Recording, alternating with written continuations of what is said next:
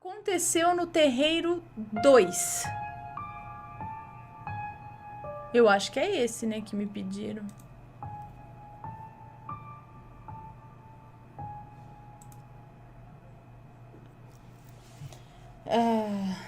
Porque só tenho 2 aqui. Bom, vamos lá. Boa tarde, assombrados. Boa noite. Vim hoje enviar um relato que aconteceu comigo recentemente. Apesar que esse relato foi enviado no dia 21 de outubro de 2017. Será que é esse o relato mesmo?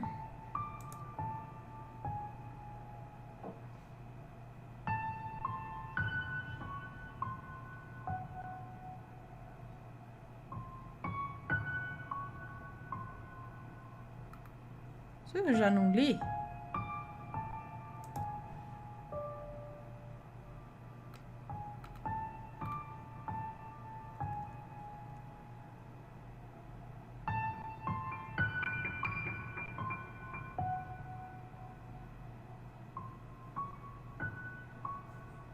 Bom, vamos ver. Não sei se eu já li ou não. Vamos ver. Cadê? Onde estou? Quem sou eu?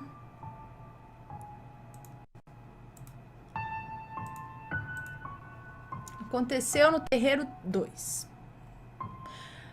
Bom, me chamo fulana, tenho 19 anos e sou umbandista. E nós, umbandistas, para quem não sabe, não trabalhamos para o mal, somente para o bem e para a caridade. Mas vamos ao relato. Sou médium, mas como estou em desenvolvimento, nesse dia estava consciente, eu não estava incorporada. O terreiro que frequento foi convidado a uma festa em um outro terreiro, da mãe de santo do meu pai de santo. Chegando lá, ia ser gira de esquerda, Exu e Pombagira, e nos deparamos com uma senhora, aproximadamente 80 anos, que estava para fazer consulta. Logo observei que a senhora estava com uma barriga bem grande e não andava. E seu filho disse que ela, há meses, estava assim e vomitando sangue. Já havia feito todos os exames e a levou em diversos médicos, mas nunca tinha diagnóstico. Ou seja, ela não tinha nada clinicamente. Então foi ao terreiro para buscar uma cura. Então começamos a gira e veio as entidades. Pediram para levarmos ela até o centro do terreiro e todas as entidades fizeram um círculo ao redor dela. Lá no meio, um Exu virou para o filho dela e perguntou: essa senhora já participou muito tempo de um terreiro, não participou? E o filho respondeu que sim.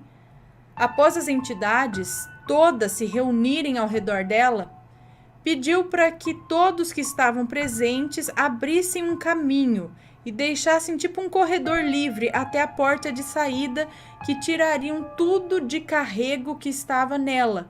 E se alguém ficasse no caminho, pegaria.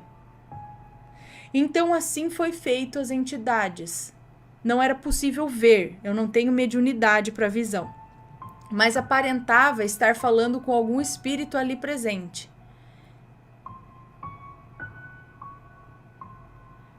Então o Exu disse: você vai deixar essa mulher imediatamente.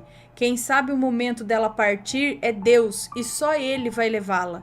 Vocês não. Então jogou um pó preto no chão e colocou fogo. E todos os Exus pareciam jogar algo lá para fora. Então deram 2 velas para ela, uma encantada para acender e uma encruzilhada. Então deram 2 velas para ela, uma encantada para acender em uma encruzilhada e outra para o anjo da guarda dela, que ela ficaria bem. Após isso, um Exu nos disse: que isso sirva de aviso a todos vocês. Essa mulher estava assim, pois ela destruiu a vida de muitas pessoas. Ela fez muito mal e hoje estão cobrando dela. Ela está pagando o preço pelas escolhas dela. Ela vai melhorar, mas o preço terá de pagar. Eu nunca vi algo desse tipo, forte como estava naquela mulher, e jamais esquecerei. É uma das maiores provas que o bem e o mal existem e que devemos sempre tomar cuidado com o que fazemos, pois a lei do karma existe sim, e se não for pago nessa vida, no plano espiritual é 1000 vezes pior. Nunca utilize da espiritualidade sem conhecimento ou a use para fazer o mal para os outros. Olha lá, tá vendo? Ela trabalhou muito tempo num terreiro, ela participou muito tempo de um terreiro, só que pelo jeito ela fazia coisa ruim para os outros. E ela estava colhendo o que ela plantou. Interessante.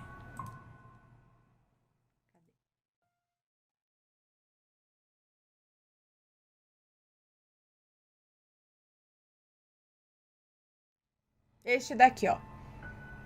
Espírito do mal tentou me matar. Olha lá, mais um aqui. Olá, Ana e assombrados. Meu relato é breve. Se houver nomes, estarão trocados.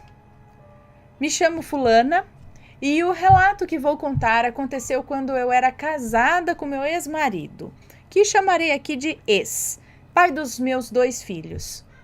Como já era de costume nosso, todos os dias pela manhã, o meu ex se levantava cedinho para ir trabalhar, mas gostava de ir para a cozinha fazer hora e preparar o café para a gente.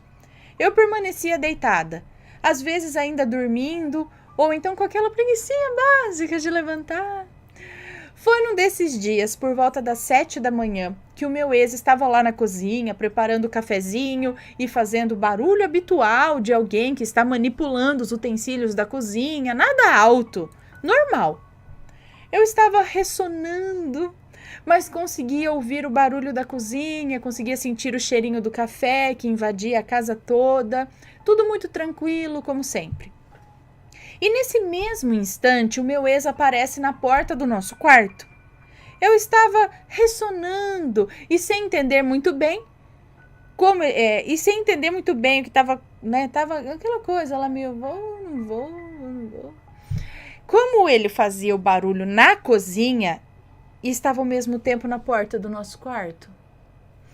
Ok, eu não queria questionar nada naquele momento, eu só queria continuar o meu soninho da manhã. Que é maravilhoso, muito gostoso mesmo. Bom, meu ex, plantado ali, na porta do nosso quarto, me pediu se ele podia entrar. Achei muito estranho. Meu marido pedir se podia entrar no quarto dele. Parecia que eu estava hipnotizada, sabe? E eu não questionava isso. Mesmo assim, eu não ia discutir aquela hora da manhã, né? Então eu disse que sim, podia entrar. Eu estava babando no meu travesseiro de tanto sono. Então meu ex se aproximou de mim. Eu ouvia ao meu lado um barulho característico de um saquinho de papel sendo amassado. Sabe quando você abre o saquinho de pão francês? Foi esse o barulho. Então meu ex falou assim: Fulana, posso te abraçar? Ana e assombrados, eu tava babando de sono. Eu só queria que ele fosse logo trabalhar e me deixasse em paz, mas pra eu continuar dormindo, tipo, vai, pode entrar, abraçar, sei lá, pode, ou vai trabalhar, ou deita aqui, mas me deixa dormir. Mesmo ouvindo barulho na cozinha, mesmo sem entender o porquê do meu marido me pedir para entrar no nosso quarto, mesmo sem entender por que ele fez barulho no saquinho de papel e agora sem entender por que ele me pedia se podia me abraçar, eu não estava entendendo nada, mas tudo bem, dali a pouco ele ia sair mesmo. Ele era cuidadoso, ele não fazia barulho para não me acordar, sabia que eu gostava de dormir um pouquinho mais. Continuando. Respondi que sim, pode me abraçar. Então ele veio. Detalhe, meu ex é um homem forte e eu sempre fui magrinha. Então ele me abraçou e posicionou seu enorme peito em meu rosto, de uma forma que me sufocava. E eu me debatia sem ar. Desesperada, eu continuava a ouvir o barulho na cozinha, sentia o cheirinho de café, ouvia várias vozes e ele não saía de cima de mim. Foi quando, em um ato de reflexo, eu roguei a Deus por ajuda e tive a frieza de, com muita fé, rezar o Pai Nosso. Então escutei um estalo muito alto e, na sequência, tudo se normalizou. Ainda traumatizada e sem entender o que havia acontecido, eu gritei pelo meu ex, que ainda estava na cozinha, e em soluços contei-lhe o que acabara de acontecer comigo. Ele me acalmou, me trouxe o cafezinho e eu não conseguia parar de chorar. Até hoje eu não entendo. Aconteceram outras coisas parecidas, mas ficará para um próximo relato. Se vocês, assombrados, já tiveram experiências parecidas com essa minha, comenta aqui. Ana, muito grata pela oportunidade dessa troca de experiências. Me perdoe os erros de português. Vou amar poder ouvir meu relato em sua voz. Espero não dormir, pois além de ainda ser dorminhoca, sua voz é um bálsamo para os nossos ouvidos. Observação. Sim, me separei do homem que me levava cafezinho na cama. Existem outros valores dentro de um casamento, não é verdade? Sou casada novamente quase 10 anos, há quase 10 anos, e meu amor me traz cafezinho na cama e é um ótimo amigo, marido, etc. É isso aí, gente. Muita coisa nessa vida que a gente não sabe explicar. Beijos em todos os assombrados, em você, Ana, em sua família e seus pets. Sem mais, fulana. Um beijo pra você, obrigada. Sim, já vi um relato aqui de que a moça, mesma história, não um só, mas eu lembro desse daqui, mais ou menos, que o marido também, ele saía para trabalhar. Nesse dia ele saiu para trabalhar, mas de repente ele voltou. E ela falou, por que será que ele voltou, né? Só que ele voltou com um olhar estranho. E ele deitou do lado dela e tudo ali, começou meio que... Só que ela olhou e falou, mas esquisito, ele saiu, voltou do nada, sem falar nada e tá querendo, né? Aí ela olhou assim no olho dele, ela disse que sentia que não era ele.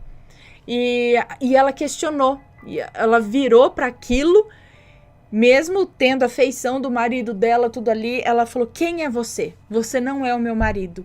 Os olhos eram diferentes, eu não sei como que foi, se era, não sei se o olho estava escuro, não sei. E aí aquilo se falou, opa, tipo, ela descobriu. Eu não lembro se ela paralisou, se aquilo sumiu na hora, não lembro, mas eu sei que foi esse lance do marido sair e de repente voltar. Não foi um único caso e parece que eles usam alguém que você tá acostumado, porque parece que eles querem essa permissão. E a gente dá permissão para quem a gente conhece. Então por isso que eles se transformam. Mas assim, você achou que era ele na porta? Porque era o mais óbvio, porque não tinha ninguém lá na sua casa, se não de homem, assim, se não fosse o seu marido. Então, você deduziu que era ele ali na porta, ou você viu que era ele? Porque às vezes poderia ser só um espírito, sei lá o que estava ali na porta, ainda pedindo autorização, né? Ele só entra se você autorizar. E como você achou que era, autorizou. Né? E esse barulhinho de saquinho de pão? Agora esse estalo alto aí, eu também ouvi uma vez quando eu tava quase paralisando. Eu tava na cama, quer dizer, antes de paralisar, né? Eu tava na cama, não tava ainda dormindo, tava com aquele sono, indo pro estágio do sono, mas não totalmente, sabe? Quase dormindo. E aí eu escutei um estralo, como se fosse quando explode alguma coisa no poste, sabe? Pá! E aí nisso eu paralisei. Depois desse estralo aí eu paralisei, só que eu não tava dormindo ainda. Só que já começou a vir aquela atmosfera de medo. Não sei, uma coisa tipo, eu vou ver alguma coisa, tem alguma coisa aqui, vou ver alguma coisa. E eu comecei a lembrar de mexer o menor músculo que eu tenho no corpo, que eu possa mexer com calma. Comecei a mexer a língua. E aí eu fui conseguindo me soltar e me soltei daquela paralisia. Mas eu lembrei disso por causa do estralo alto. Doppelganger? Não sei. É que eu me perdi ali. Eu não sei se realmente ela viu que era ele, era igualzinho ele, ou se era alguma outra coisa ali que veio pedir permissão.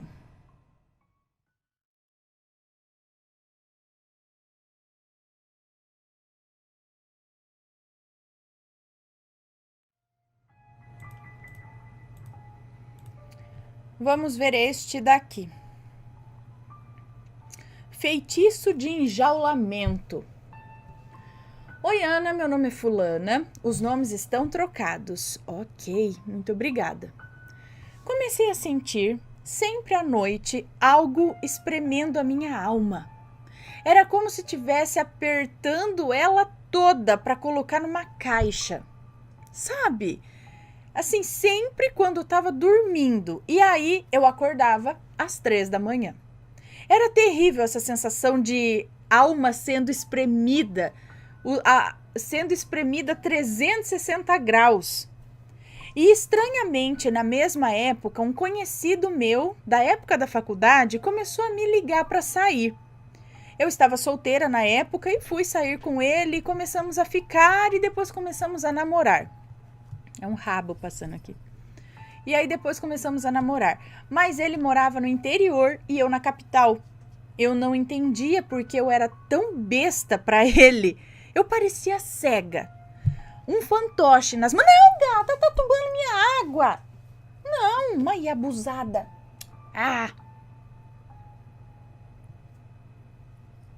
Aí volta. Foi mal tomar água se a gata já tomou. Meu copo tá cheinho. Que dó. Mateus, a gata tomou minha água. Vou pôr lá para vocês tomarem agora. Bom, eu tenho que pôr um negócio em cima aqui, ó. Pronto. Bom, continuando. Desculpa, assustei vocês. Pra variar. Então, eu parecia um fantoche na mão dele. Porque a minha personalidade não é assim. Bom, geralmente, quando alguém está mentindo ou apronta, eu descubro logo. O meu apelido é FBI. Tá com frio? Tô. Ai, que legal. Ai, que chique. Depois eu mostro. Bom, meu apelido é FBI. Eu sou leonina e tenho um gênio bem forte. Mas esse tempo que estava com ele, nem eu me reconhecia. Eu estava completamente abestalhada. Mas vamos pro foco do relato. Como notei que tinha algo errado comigo, resolvi fazer um jejum de 37 dias por libertação. Um dia para cada ano de vida. Então, eu ficava 17 horas em jejum e nesse período eu orava o Salmo 91, louvava, pedia a Deus que quebrasse toda a bruxaria, oração contrária, feitiçaria, olho gordo que tivesse sido feito para minha pessoa, desde o ventre materno até os dias de hoje.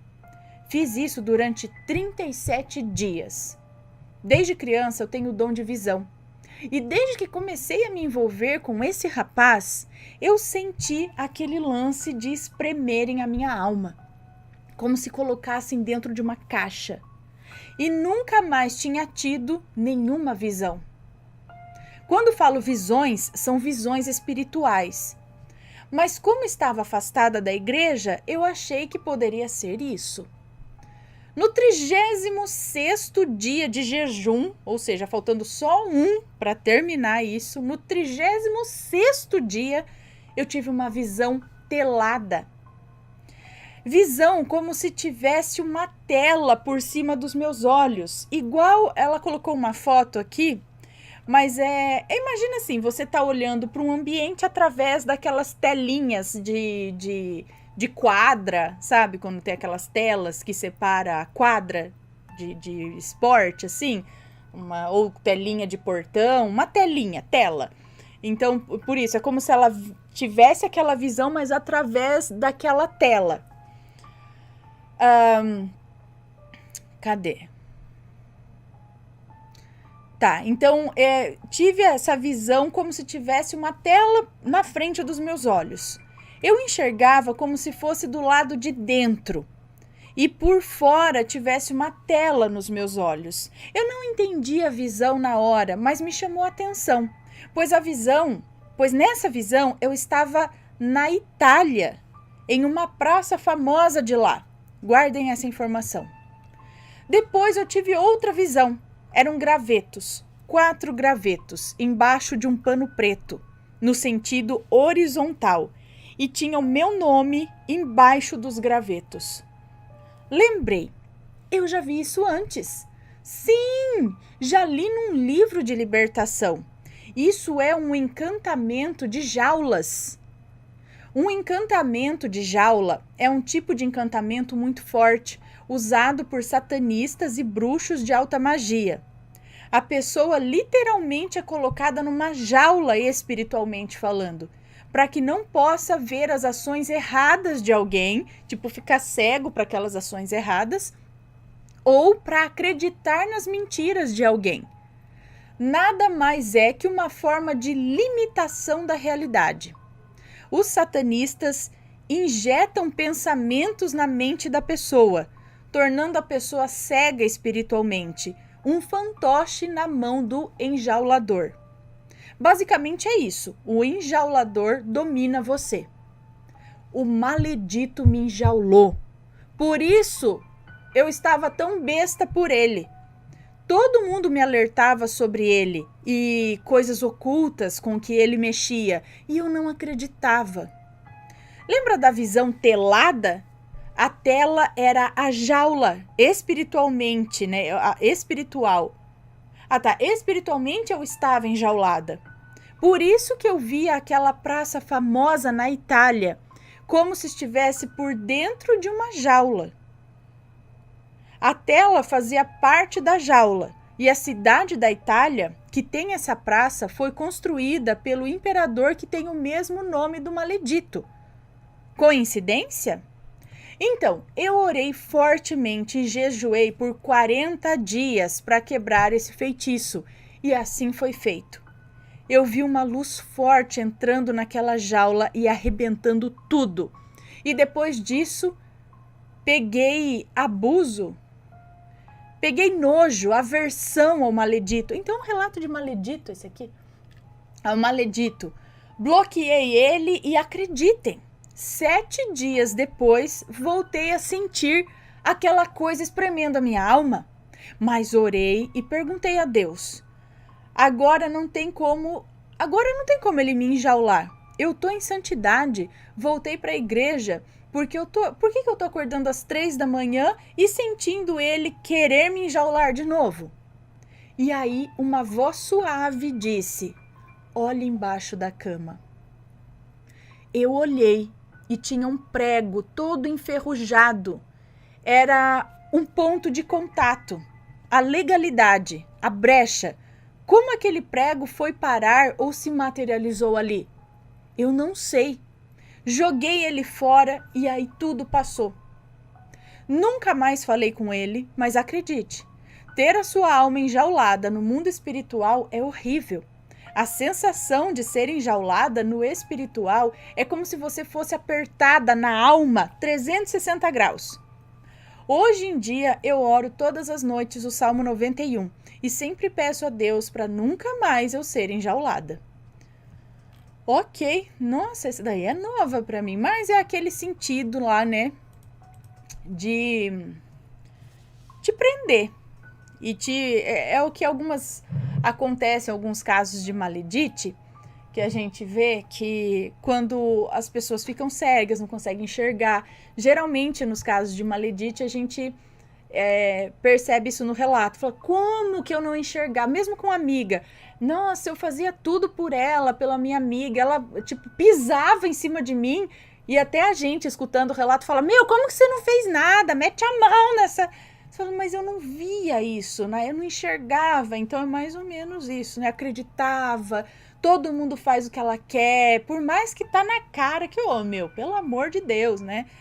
Entendeu? É mais ou menos isso. Mas nesse caso ela teve a visão, tudo, ela sentia esse aperto. Alguém aí já sentiu, já passou por isso? Será que passou por esse enjaulamento espiritual? Deixem aí nos comentários. E se for comentar que seja com respeito.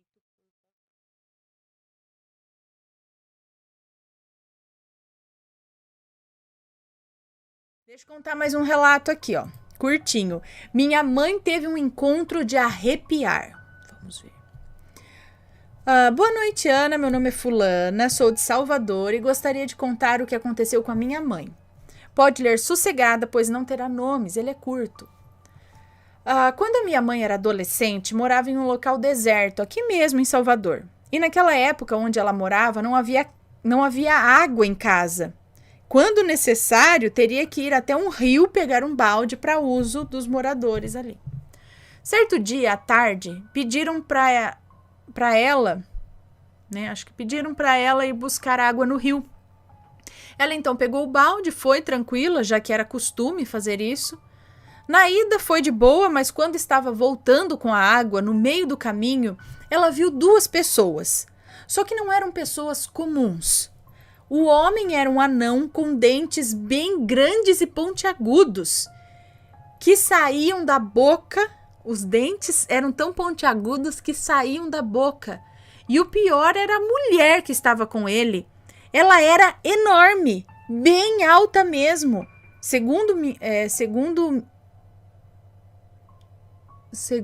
Aconteceu com quem? A mãe dela, né? Segundo minha mãe, a mulher chegava a ser do tamanho de um poste. E o pior era que essa mulher carregava um caixão na cabeça. Minha mãe não contou duas vezes. Jogou o balde nessas duas pessoas e saiu correndo que nem uma louca. Nem precisa dizer que ninguém acreditou nela, né? Mas daí em diante ela só ia ao rio acompanhada. Bem, esse foi o relato. Sigo e sou sua fã sou fã do canal de vocês. Beijos a toda a sua família, aos bichinhos e aos bichinhos de criação. Um beijo para você, obrigada. Era um anão com os dentes pontiagudos que saía até da boca. O outro era uma mulher do tamanho de um poste que levava um caixão na cabeça. Meu Deus, que visão! E o que era esse povo? Será que eram aqueles... não sei. Será que era de outra dimensão? Será que era daqui mesmo? Não, mas uma mulher do tamanho de um poste? Alguém ia conhecer na região, né? Será que era tão alta assim? Ou às vezes o medo faz aumentar? Às vezes ela era bem alta, mas não chegava a tanto.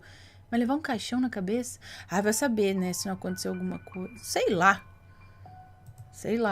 Às vezes é algo terreno, né?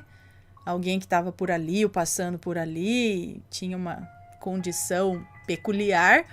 E aí a pessoa assustou, né? Ou não, ou era uma aparição mesmo, bem estranha, né? Mas não duvido de nada.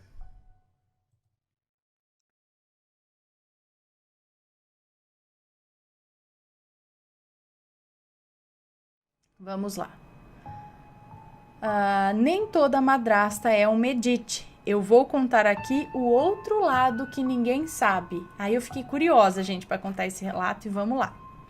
Não é um relato muito longo, certo? Ana, os nomes estão devidamente trocados, até porque depois que eu te contar o que eu passei, eu corro sério risco de ser prejudicada se citar os nomes verdadeiros. Sim, por isso que eu sempre peço para que troquem os nomes, né? Para não ter risco nenhum para ninguém. Hoje tenho 31 anos, mas a minha história começa aos 21, quando eu tive a minha primeira filha do meu namorado. Fomos morar juntos, tive a minha filha e quando a minha bebê estava de 5 meses... Gente, fomos morar juntos, tive minha filha e quando minha bebê estava de 5 meses, eu engravidei do meu filho do meio, mesmo tomando anticoncepcional todos os dias. Enfim, meus filhos ainda eram bebês quando o pai deles decidiu nos abandonar. Meu mundo caiu. Eu tive depressão, voltei a morar com os meus pais, consegui me reerguer financeiramente e emocionalmente. Eu estava assim decidida a nunca mais me relacionar com ninguém. Eu iria me cuidar e me dedicar à educação e criação dos meus filhos. Mas você conhece a vida, né, Ana? Quando Deus tem algo preparado para você, não dá para fugir. Em 2012, eu conheci o meu atual e amado esposo em uma rede social. Conversamos durante algum tempo e começamos a namorar. Ele vinha de um casamento de 14 anos, onde já tinha 3 filhos. A ex-esposa havia pedido divórcio 2 anos antes de eu conhecê-lo. Ela foi morar com o amante. E ele morava na casa da mãe dele com a Edith e sua filha do meio. Ele morava na casa da mãe dele com a Edith, sua filha do meio. É isso? Edith era a filha do meio? Mas peraí. Bom, vamos ver o que é o relato. Um dia ele resolveu me apresentar para a mãe dele e a filha. Então preparou um almoço na casa da mãe dele e lá fui eu, achando que a vida voltaria a me sorrir de novo. E assim que cheguei, a Edith... eu achei que não era de Edith esse daqui, que era para falar que não é Edith, mas pelo jeito é de Edith. Então temos aqui um relato de Edith, sem ser dia de Edith. Em pleno domingo, temos que vai estar passando isso aqui. Domingo, um relato de Edith, mas vamos ver. Então Edith era a filha dele do meio, né? Um dia ele resolveu me apresentar para a mãe dele e a filha. Então preparou um almoço na casa da mãe dele e lá fui eu, achando que a vida voltaria a me sorrir de novo. E assim que cheguei, a Edith nem olhou na minha cara. Passou por mim que nem um foguete foi para a rua. A minha sogra ficou meio receosa no início, mas depois ela se soltou e com o passar do tempo fomos nos aproximando e nos dávamos muito bem. O tempo foi passando e a Edith nunca foi muito com a minha cara. Eu tentava de todas as formas conquistá-la, mas era em vão. Os outros filhos moravam com a mãe em outro estado. Um dia, o meu esposo Leonardo foi buscá-los para passarem uns dias em sua casa. E foi aí que conheci a Sofia e o Mateus. Achei estranho porque todos eles eram ariscos comigo, mesmo sem eu nunca ter feito nada a eles.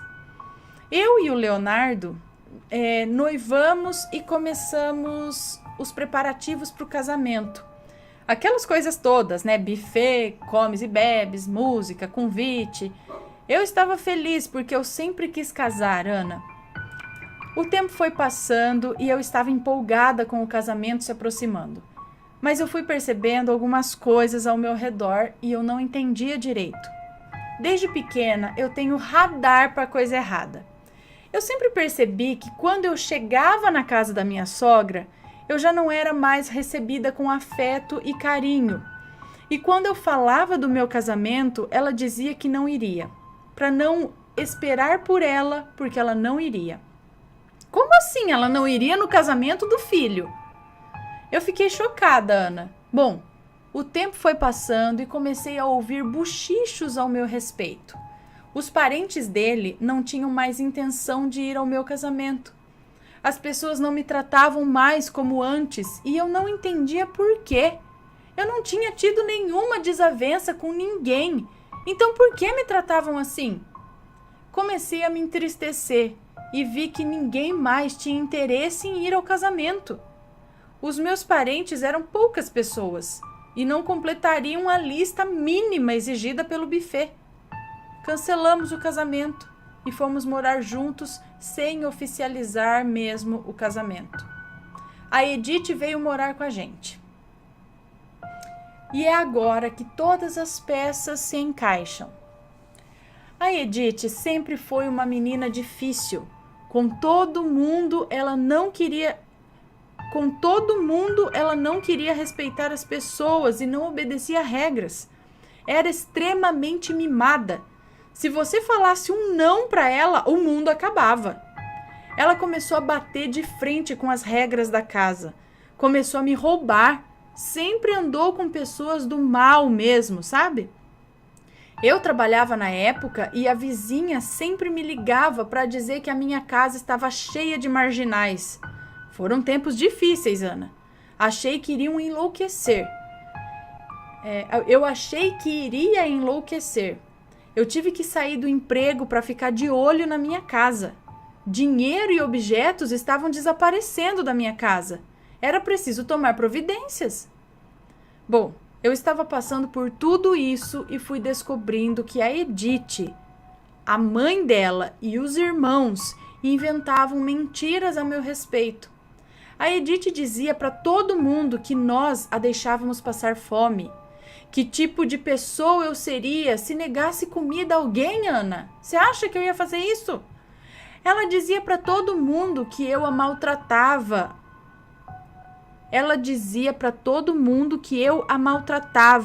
A diretora da escola já nos chamou lá porque ela espalhava essas histórias e afirmava ser verdade.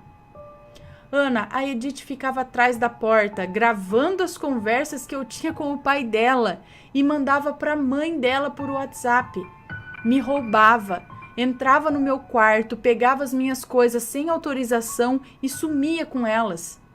Quando fazíamos despesa em casa, a Edith tirava foto do valor e enviava à mãe dela. Quando a Sofia ia em casa, ela me chamava de gorda e dizia que a mãe me mandava. Ela me chamava de gorda e dizia que era a mãe que mandava. Dizia que a mãe a orientou a não me obedecer e respeitar, pois eu não era sua mãe. O Mateus só ia em casa para fazer fofoca, inventar mentiras sobre nós. Enfim, era um inferno. Ana, eu comi o pão que o diabo amassou com manteiga. Quando eu pensava que uma coisa estava resolvida, aparecia outra e outra e outra. Depois de alguns anos sofrendo tanto, ela começou a se envolver com quem não prestava. Fugiu de casa, ficou muitos dias fora. O pai dela foi chamado pelo conselho tutelar porque a Edith não comparecia à escola. Então o conselho tutelar decidiu mandá-la para morar com a mãe. Observação: as primeiras vezes que o conselho tutelar entrou em contato com a mãe dela, ela não queria a filha lá. Nós descobrimos, através do celular da Edith, que a mãe dela a orientava em tudo, até nas maldades. Mas era tarde demais, Ana. Eu fui taxada como a bruxa má. A Edith filha e a Edith mãe ficaram como boazinhas por um bom tempo. Mas você sabe, né? As máscaras caem. E hoje, devido a tantas coisas que elas fizeram para todo mundo, ninguém mais confia nelas. Elas moram em outro estado e todos querem distância delas.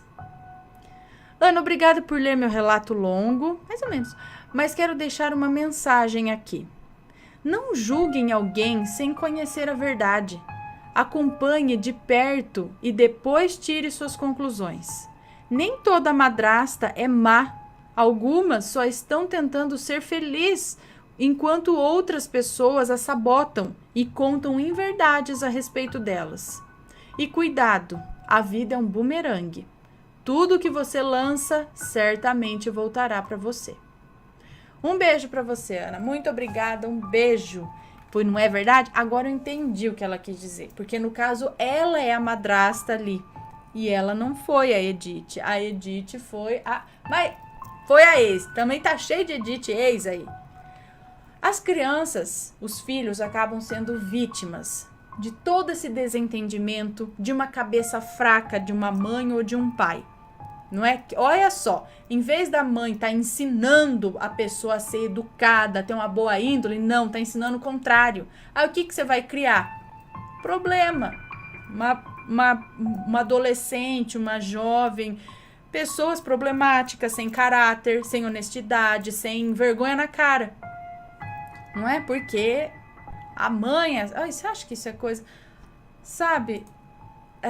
E aí as crianças, os adolescentes lá acabam sendo... Porque eles ficam fragilizados pelo fato do pai e da mãe não estarem mais juntos e ter alguém no lugar da mãe, sabe?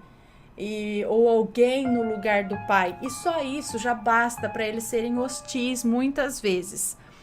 Mas isso não pode ser reforçado pela ex ou pelo ex, né? Pela mãe. No caso, o que aconteceu? Pode ser que isso até aconteça de início, seja natural. Mas a criança vai convivendo, a mãe vai conversando, falando, olha, não deu certo comigo, com seu pai, mas a gente continua amigos, ele vai ter a namorada dele, que, né, eu vou ter o meu. E se for tudo de boa, tem que orientar a mostrar que tá tudo tá tudo bom, tá tudo normal. Agora, não sei que também a mulher do cara seja realmente uma Edith. Aí não, aí você nem deixa as crianças passar lá. Não faz nada, mas também fica distante, né? Mas tem que ter conversa, tem que ter entendimento, sabe? Tem que lidar com muito cuidado, principalmente quando envolve criança, adolescente nesse meio. É uma situação delicada, né? E aí, mas tem, né? Tem esses desentendimentos aí, por aí. Pois é, pessoal, no fim eu achei que, como ela falou, nem toda madrasta é um Edith, eu achei que ia ser um relato onde, eu imaginei, que eu não tinha lido, né? Que ia ser onde, sei lá, a madrasta ajudou e não sei o que. Mas na verdade não era a madrasta, era a filha do cara mesmo, que era a Edith. Na verdade era a ex-mulher dele, que era a Edith. Enfim, foi de Edith, domingo com Edith, aí, mas tá valendo. Pessoal, não se esqueçam da Bolívia, ok? Será que tem mais algum, então, aqui que eu vou contar? Que eu posso contar?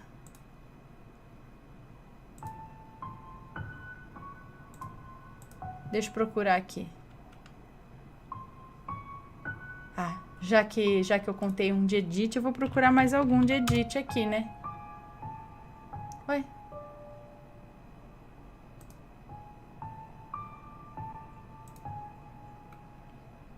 Edith cega. Agora eu tô... Vai ter outro de Edith, né? Quarta-feira, mas... Tem quarta-feira de Edith. Mas eu vou contar esse aqui, então. A Edith cega. Vamos ver o que é. Oi, Ana, tudo bem? Os nomes já estão trocados, pode ficar tranquila. É uma moça que nos conta. Eu quero contar só uma de várias que já me aconteceu em relação a coisas e pessoas ruins. O meu nome é Fulana, moro em Fortaleza, mas nasci em Mossoró. E a minha família, por parte de mãe, mora numa cidadezinha no Rio Grande do Norte. Pouco conhecida, mas bem animada nos feriados. Agora o Rabin quer entrar. Eu falei, é um tarde de querer entrar e de querer sair. Deixa eu abrir pra ele. A roliça não, a roliça não para nem a pau.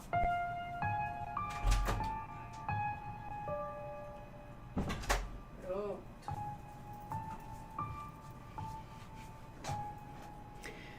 Eu era apenas uma criancinha. Eu tinha os meus 7 anos, danada que só e muito serelepe. Estava na casa da minha avó de férias com a minha irmã. Ela falou que os nomes estão trocados? Eu não sei, né?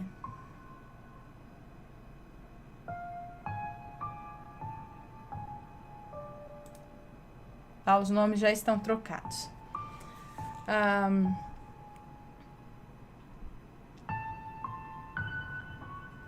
Então, eu estava na casa da minha avó de férias com a minha irmã Eline e a minha mãe, Adelaide. A minha prima Milena mora do outro lado da rua da minha avó. Então eu ia lá direto com a minha irmã para brincar e conversar. Milena tinha uma vizinha, morena, de pele escura, magra e de aparência de uns 30 e poucos anos. Eu não sabia o seu nome. Até hoje eu não sei. Um dia estávamos nós 3 sentadas na calçada da Milena, até que a vizinha apareceu também para sentar na calçada dela, com a sua mãe, uma senhora que me dá medo até hoje. Tenho lembranças dela brigando comigo e me fazendo chorar. Enquanto estávamos conversando muito, Milena percebeu que Edith ficava apenas me encarando. Quem era Edith? Quando eu corria de um lado para o outro, ela sempre olhava na minha direção e com expressão séria. Eu lembro claramente do rosto dela, me dá medo. A minha prima e a minha irmã, preocupadas, mandaram eu entrar, e elas entraram também. O momento foi tão esquisito que elas riam de nervoso, e eu ficava sem entender nada, tadinha. Dias depois, a minha mãe foi fazer a unha numa moça daqui de perto, e eu fui junto. Lá era tão legal, tinha gatinhos tão fofinhos, obviamente fui brincar com eles. Mas a minha mãe não gostava de bicho e sempre brigava comigo até quando chegava perto de algum animalzinho. Ela tinha misofobia. O que é isso? Até hoje tem, mas bem menos agora. Nem se importa mais quando eu tô agarrada com um gato. O que é misofobia? Medo de gato? Medo de bicho com pelo? Sei lá. Quando cheguei em casa, quando digo casa, quero dizer na minha avó, ela me bateu muito. Chegou até cheguei, acho que é isso, chegou ao ponto até de eu soluçar de tanto chorar. Nessa mesma noite eu fiquei com tanta febre que parecia que alguém tinha jogado gasolina em cima de mim e tacado fogo. Ana, eu tava tão doente que eu não sei nem explicar. Eu só lembro de uns flashbacks assim que eu tava passando muito mal.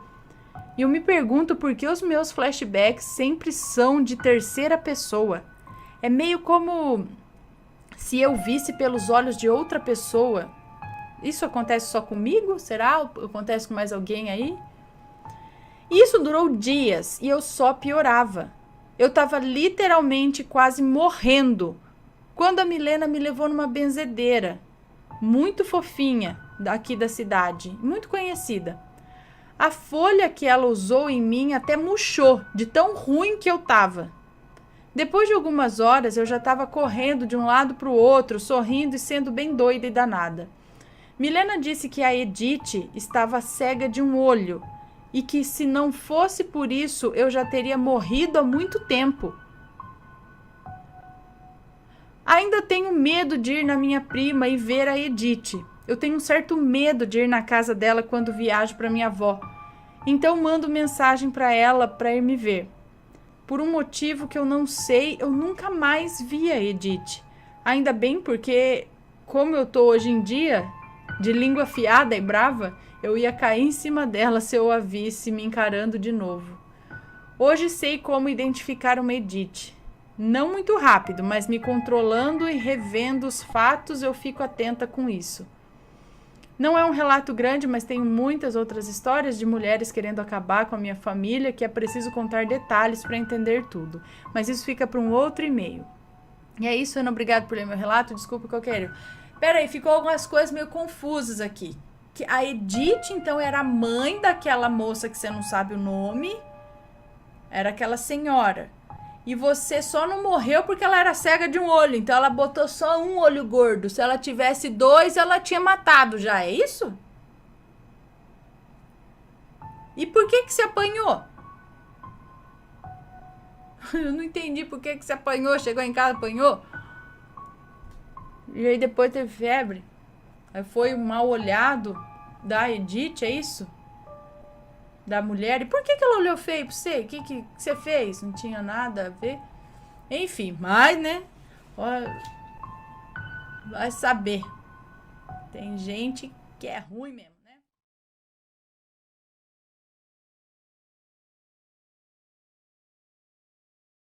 Tá. O garotinho do terço. Vamos ler. Acho que o último de hoje, hein? Não sei, vamos ver. Bom, não sei como começar esse relato, mas creio que eu devo me apresentar primeiro. Meu nome é Fulana, tenho 14 anos e sou da cidade de Pancas, é isso? O que irei contar aqui aconteceu não com alguém que eu conheço. É o último de hoje? Vou contar aqui, deve ser. Deve ser. O que irei contar aqui aconteceu não com alguém que eu conheço ou com alguém da minha família, e sim com uma mulher que mora no distrito de Vila Verde, é isso? E eu vou apelidá-la de Sônia, até porque eu não sei o nome dela. Eu ouvi isso na igreja, da boca do próprio padre, para ser mais exata. Foi durante a partilha da palavra depois da leitura do evangelho. Ele disse que há alguns dias atrás, um moço de 18 anos, filho da Sônia, havia sofrido um acidente de moto e foi levado ao hospital. Entretanto, ele acabou não resistindo e faleceu. Enquanto esse rapaz ainda estava consciente, a Sônia ficou junto dele até o momento em que ele entrou na sala de cirurgia. A partir de então, ela nunca mais teve contato com o filho. E é agora que entra a parte sobrenatural. Durante a cirurgia do filho, a Sônia estava na recepção do hospital, aflita com o que poderia acontecer ao rapaz. foi quando um garotinho na faixa etária de uns 6 a 8 anos, junto a uma mulher, se sentaram ao lado dela. Um garoto que ela sequer conhecia. O garoto se aproximou dela e começou a conversar como se fosse gente grande. Perguntava o porquê de ela estar aflita, com uma maturidade invejável, e ao mesmo tempo com seu jeitinho de criança. A Sônia respondia às perguntas do garoto como se fossem realmente dois adultos conversando. E quando todo aquele diálogo acabou, o garoto retirou 1/3 de um dos bolsos da bermuda que usava e disse: "Aqui, pega esse terço para você, é um presente, reze." Após aquela conversa, o garoto e a mulher foram embora, simplesmente desapareceram. A Sônia os procurou em todo o hospital, porém todos os médicos e enfermeiras diziam que não haviam visto ninguém com a descrição que ela havia dado. Algum tempo depois, a Sônia recebeu a notícia de que o filho dela não resistira à cirurgia. Acredito que talvez aquele garotinho era um anjo que veio para dar pelo menos um pouco de conforto a ela, mas fica na cabeça de cada um o que realmente era. E aí, gente? Qual a chance de uma criança arrancar 1/3 do bolso, conversar com a pessoa assim e falar reza, né?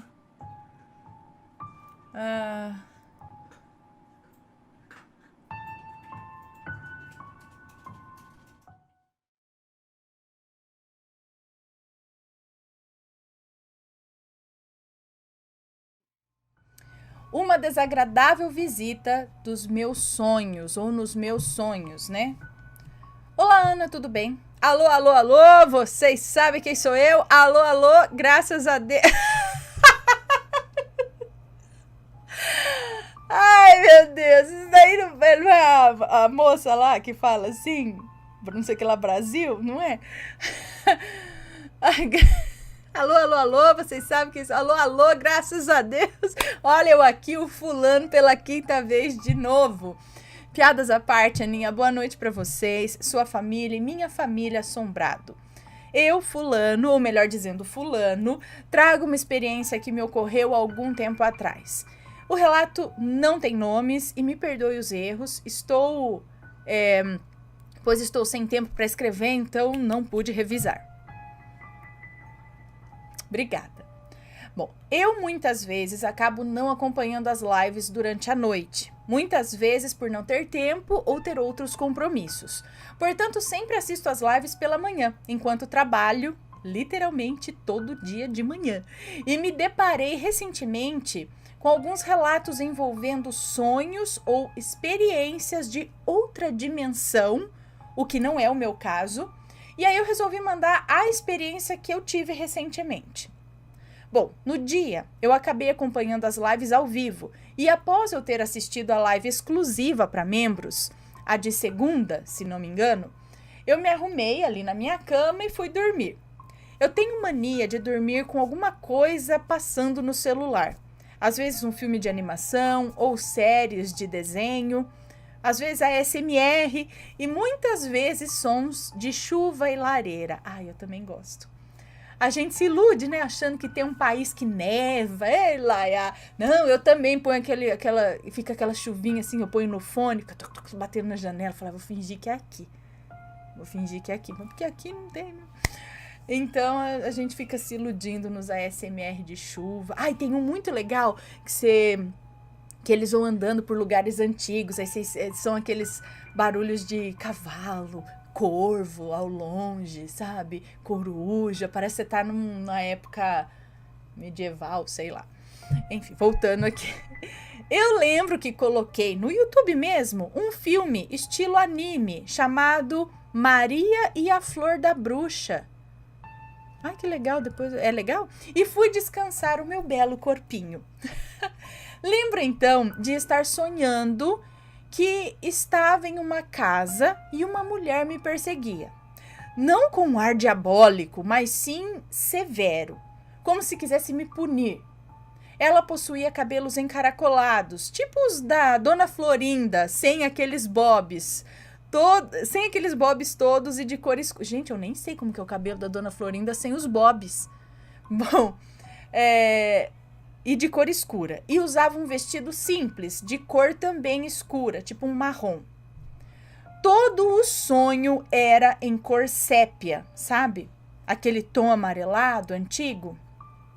Eu consegui me desvencilhar daquele sonho e ao acordar, eu a vi ali, na ponta da minha cama, olhando para mim com aquele mesmo ar severo.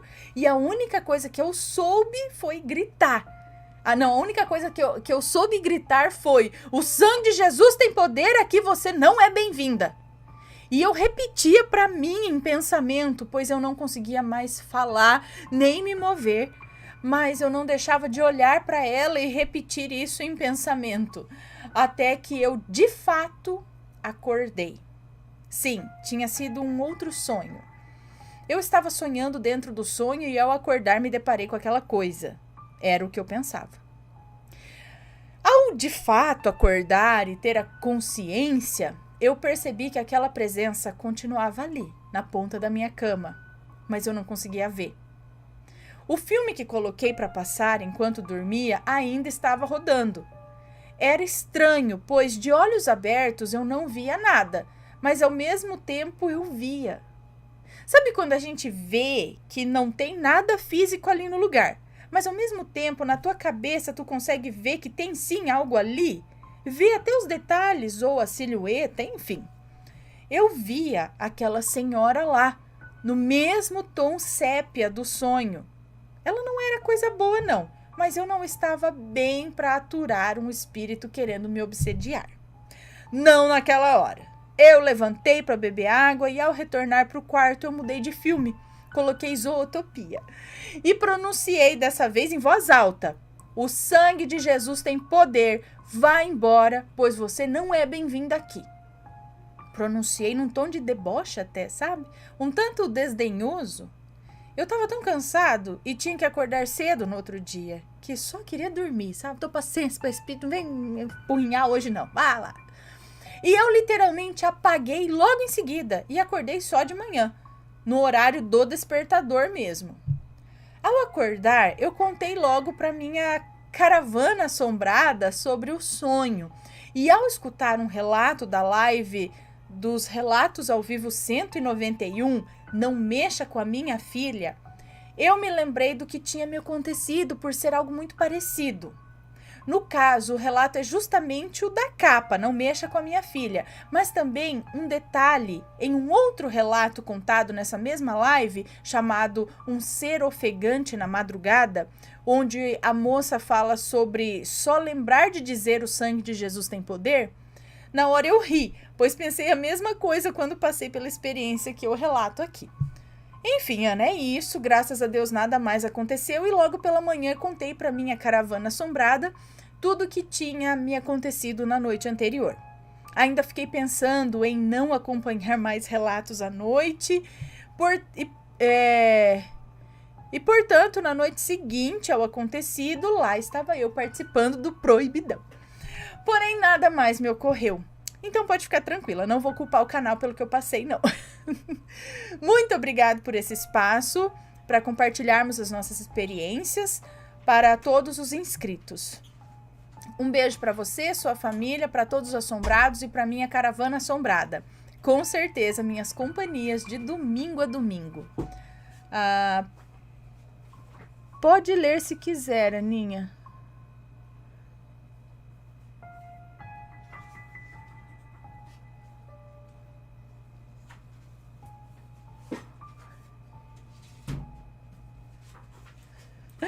Isso aí. Ele falou aqui, ó, um recado para quem reclama do conteúdo atual do canal.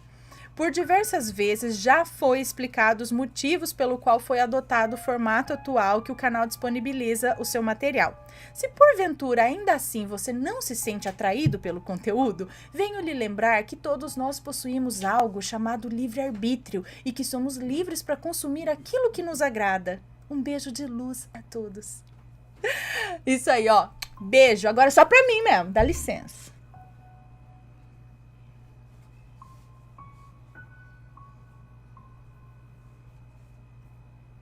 Muito obrigada, ó.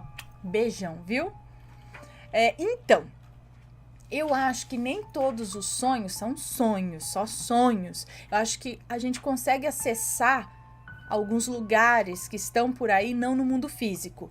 E esse lance de você acordar e ver aquilo, mas você tá vendo, você tá ali no seu quarto, continua, né? Você identifica que você tá na sua cama, no seu quarto, e tá vendo aquilo lá e você acorda de novo. Eu acredito que é aquele lance de você voltar, abrir os olhos, tá vendo ali primeiro com os olhos espirituais, e aí você volta e abre o físico. Aí no físico você não enxerga, mas no astral aquilo tá ali. O lance de você abrir os olhos 2 vezes. A primeira, você tá vendo aquilo. Aí a segunda, você abre no mesmo lugar, né? No mesmo ambiente, aí já não tem mais nada. E inclusive a cor muda. Ou geralmente é aquela cor azulada, como se fosse sob a luz da lua. É uma claridade escura, se é que isso existe. É uma luz azulada. Ou esse tom de sépia aí. Agora, o que é essa mulher? Por que ela estava atrás de você? Vai saber. Será que você foi para algum tipo de outra dimensão enquanto dormia? Porque tem vários relatos desse tipo, que enquanto a pessoa dorme, você fala, foi um sonho ou fui para algum lugar de verdade, né? Vai saber. E ela veio, acompanhou você até... Mas, né, se tá tudo bem, ficou tudo ok, tudo ok. Outra coisa, quando a gente dorme ouvindo... a gente pode ser influenciado pelo que aquilo tá contando, por aquela história, por aquela narrativa, sei lá, né? Você pode ir sonhando com o que tá sendo falado ali. Mas eu acho que a gente consegue meio que identificar, falou, tive um sonho, sonhei. Acabou, passou. E quando aquela coisa mais profunda um pouco, aquela coisa que você fala, não sei não, foi esquisito, né? A gente sabe lá no fundo, né? Aí, beleza.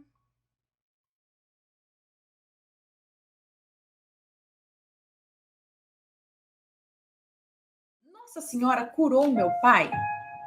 É uma moça. Olá, Ana, assombrados, tudo bem? Tudo jóia? Me chamo Fulana, tenho 17 anos, moro em Avaré, São Paulo. Eu já lhe mandei outros relatos. Nossa Senhora falou comigo e Jesus me colocou à prova, sendo estes relatos um pouco mais curtos. Bem, estes relatos são todos a minha avó quem me conta, menos o primeiro que citei logo acima. Enfim, vamos ao relato. Conta a minha avó que quando pequeno o meu pai se encontrava muito doente, quase morrendo. Conta também que eles tentaram de tudo, benzimentos e todo tipo de médico possível, mas nada deles sarar. Bem, em um dos médicos que ela levou meu pai, o médico, sem saber que ela já o levava em locais de orações e tal, perguntou a ela se ela acreditava e tinha fé, pois o que a medicina poderia fazer por ele já tinha feito. Não havia mais nada que eles pudessem fazer por ele. E ela concordou que acreditava, e ele disse para que ela assim fizesse então. Não obtendo a cura de seu filho, a minha avó fez uma promessa a Nossa Senhora. Disse que se ele melhorasse, se curasse totalmente, ela levaria ele para cortar seus cabelos, que eram compridinhos, e levaria juntamente com uma foto dele, e levaria, acho que os cabelos, juntamente com uma foto dele até a Sala dos Milagres.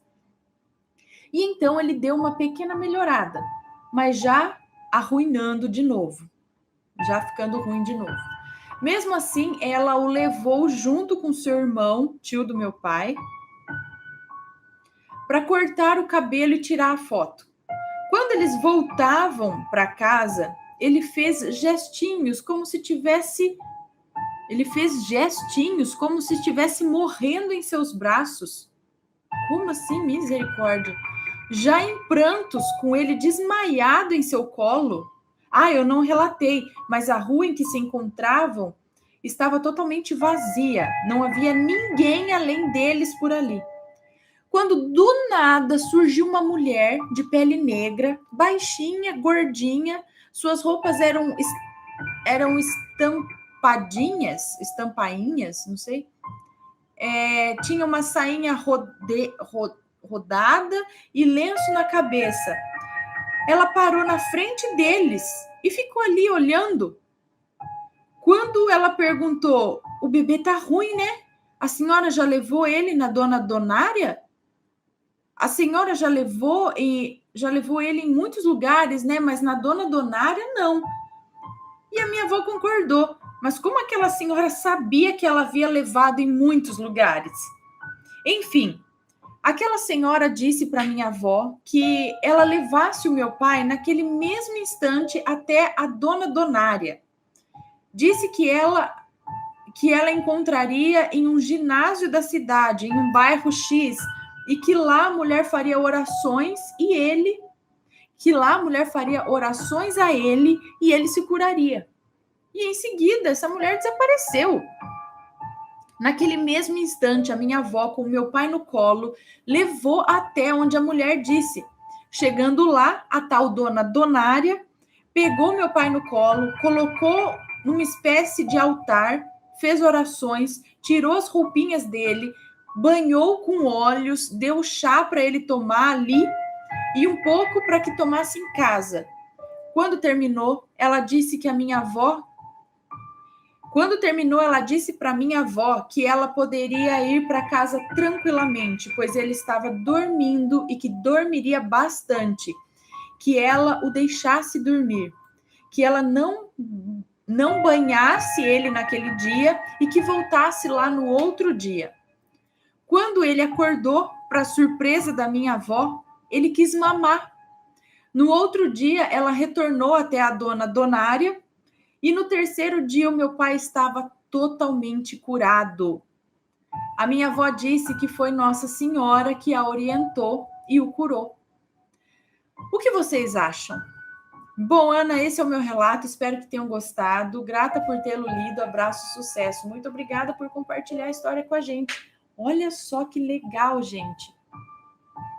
Quais as chances? Você tá lá no meio do nada, a criança tá morrendo no seu braço, aí aparece uma mulher, fala assim com você, você tem que levar lá, em tal lugar, leva realmente e curado. Olha que louco, hein?